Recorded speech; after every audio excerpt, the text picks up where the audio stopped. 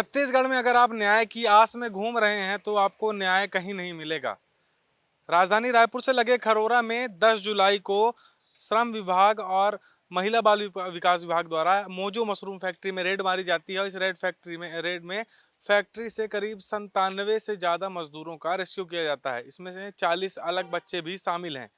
लेकिन इन मजदूरों को रायपुर लाया जाता है, इंडोर स्टेडियम में रखा जाता है। लेकिन इन मजदूरों को मारा गया था उस फार्म हाउस के अंदर, और उनके साथ मारपीट के साथ साथ उन बच्चों को भी प्रताड़ित किया गया। जो महिलाएं प्रेग्नेंट थी उनको भी प्रताड़ित किया गया। लेकिन उन लोगों को न्याय नहीं मिल पा रहा है। यहाँ तक कि अभी तक थाने में इस बात की शिकायत भी नहीं की गई है कि फैक्ट्री के अंदर मजदूरों के साथ किस प्रकार का व्यवहार किया जाता था।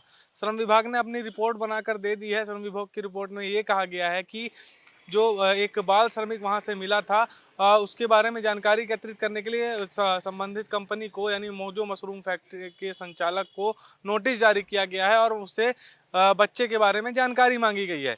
अगर वो सही जानकारी उपलब्ध नहीं करा पाते हैं तो उसके बाद मामला कोर्ट में जाएगा। यहाँ तक कि जब कोर्ट में सुनवाई होगी तो इस मामले में जज उस पर जुर्माना साथ ही जेल भी उनको भेज सकते हैं। लेकिन जो कानूनी कार्रवाई होनी चाहिए, जो मजदूरों के साथ मारपीट हुई, उनको बंधुआ मजदूर बनाकर काम कराया गया, 18-18 घंटे तक काम कराया गया, उस मामले में अब तक कोई कार्रवाई नहीं की जा रही। यहाँ तक कि थाने में किसी प्रकार की शिकायत भी नहीं दी गई है।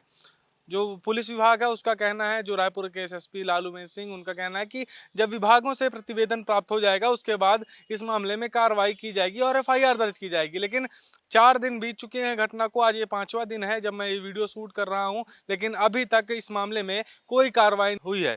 साथ ही जो महिला बाल विकास विभाग है उनका कहना है कि उन्होंने अपना प्रतिवेदन संबंधित थाने को उपलब्ध करा दिया है, अब आगे की कार्रवाई वहीं से होगी। लेकिन अभी तक इस मामले में कोई एफआईआर दर्ज नहीं हुई है। तो देखना यह है कि क्या ये जो सिस्टम है जो इन मजदूरों को न्याय दिला पाता है, या फिर ये मामला भी ठंडे बस्ते में चले जाता है और ये मजदूर जो अपने घर जा चुके हैं, ये हमेशा इनको जब नींद आएगी तो तब ये वही दृश्य याद आएगा जब उनके साथ मारपीट होती थी, जब ये सोए रहते थे तो इनके साथ किस तरीके का सलूक किया जाता था। अगर ये सोए हैं तो उनको बेल्ट से मारकर उठाया जाता था और सुबह 4 बजे से काम में लगाया जाता था तो शाम को 4 बजे तक वही काम कराया जाता था।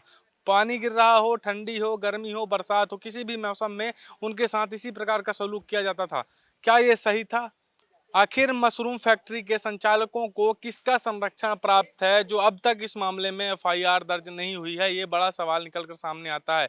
किसके संरक्षण के कारण ये लोग बच रहे हैं? और जो आरोपी हैं, तीनों आरोपी जो मशरूम फैक्ट्री का संचालन कर रहे थे, उन पर कार्रवाई आखिर कब होगी? आखिर प्रशासन किस बात का इंतजार कर रहा है? ये बड़ा सवाल है। कैमरामैन कलीम परवेज के साथ नितिन मिश्रा, द लेंस, रायपुर।